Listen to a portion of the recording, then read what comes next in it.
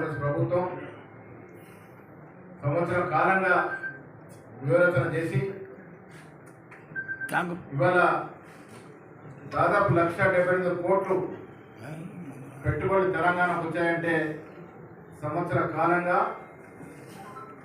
కాంగ్రెస్ ప్రభుత్వం ముఖ్యమంత్రి గారు మంత్రులు చేసిన కృషి ఫలితం 1,75,000 కోట్ల పెట్టుబడి తెలంగాణ కంటే ఆషామాషి కాదు. 78,000 కోట్ల పైచి 950 కోట్లు 1,78,950 కోట్లు పెట్టుబడులు రావడం. అదే గత ఏడాది దాదాపు 40,232 కోట్లు రాష్ట్రం రావడం. దాంట్లో దాదాపు 18 సంస్థల్లో 17 సంస్థలు ఇదివరకే పనులు ప్రారంభించినాయి. ఉద్యోగాల వేట నడుస్తూ ఉంది. మిత్రులారా, ఇంత పెట్టుబడి వాళ్ళ రాష్ట్రానికి వచ్చిందంటే ఒకటి విదేశీ సంస్థలకి విదేశీ పెట్టుబడిదారులకి రాష్ట్ర కాంగ్రెస్ ప్రభుత్వం మీద నమ్మకం.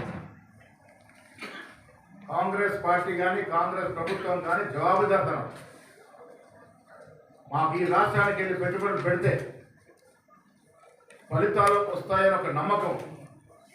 దానివల్ల ఇంత పెద్ద ఎత్తున పెట్టుబడులు వస్తూ ఉన్నాయి. పెట్టుబడి రావడానికి మరో కారణం రాష్ట్రం సంవత్సర కాలంలో చూపించినటువంటి పురోగతి. ఇవాళ రాష్ట్రానికి దిక్సూచిగా మారినటువంటి కిబుల రీజనల్ రింగ్ రోడ్ కానీ, నగరంలో పెద్ద ఎత్తున మెట్రో రైల్ విస్తరణ పనులు కానీ, అదేవిధంగా తెలంగాణ రాష్ట్రానికి క్యాపిటల్ సిటీ అయినటువంటి హైదరాబాద్లో ఫోర్త్ సిటీ పిక్చర్లో వస్తున్నటువంటి ఫోర్త్ సిటీ రూపకల్పన కానీ, అన్ని అంగులతో ఫోర్త్ సిటీ రావడం, రీజనల్ రింగ్ రోడ్ రావడం, మెట్రో పనులు వేగవంతం కావడం, అన్నిటికీ మించి రాష్ట్ర ప్రభుత్వం తెలంగాణ రైజింగ్ 2050 అనే విజన్ మరి రాష్ట్రానికి గేమ్ చేంజర్గా మారిందని చెప్పడంలో ఏమాత్రం ఆసక్తి లేదు.